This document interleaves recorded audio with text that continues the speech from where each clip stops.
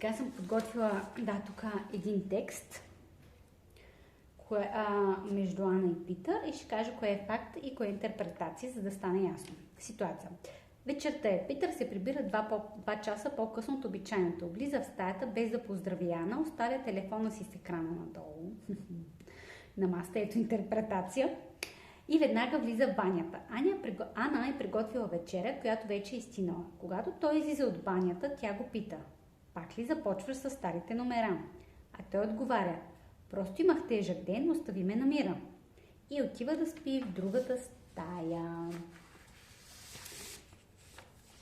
Какви са фактите и съответно каква е интерпретацията в ситуацията? Факти. Какво би записала камерата? Питър се прибира в 8 вместо в 6. Това е факт. Телефон е поставен с екрана надолу. Това също е факт. Факта е. Ще започна от начало. Факт е. Той се прибира в 8, а не в 6. Закъснява 2 часа. Това е факт. Интерпретация. Какво си мисли, че означава това? Той не я уважава, не я цени, не я зачита и тем подобни. Всичко това е интерпретация, която може да няма абсолютно нищо общо с действителността и това, което е в неговата глава. Телефонът е поставен с екрана надолу. Това е факт. Но какво означава това? Ето, примерно, тя може да го интерпретира. Той крие нещо, крие съобщение от други жени. Например, но дали за това го е сложил или просто го е сложил, няма как да знаем без да го питаме. Факт. Следващия. Питър не казва здравей при влизане. Нейната интерпретация. Не казва, защото е ядосан на Ана. Той е арогантен. Той е или какъв си, ето, пак и обобщения за цялата му личност. Така, факт. Ана казва: пак ли започваш с старите номера?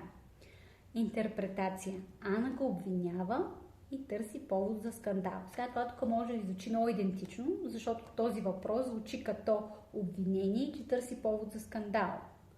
Но всъщност въпросът сам по себе си е въпрос. Той не е обвинение, не е скандал, той е само въпрос. Това е факта. Как ще го приеме Питър е отделен въпрос на неговата лична интерпретация.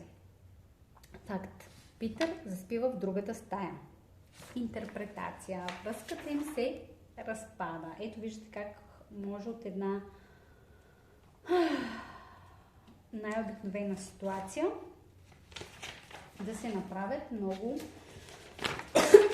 страшни интерпретации, в зависимост от сигурността, особено на човек, да се направят много страшни интерпретации, да се доведе до скандал, без изобщо да нито един от двамата да има намерение за скандал. Затова е много важно да отделяме фактите от интерпретациите, нашите лични интерпретации, емоциите, които даваме и значението.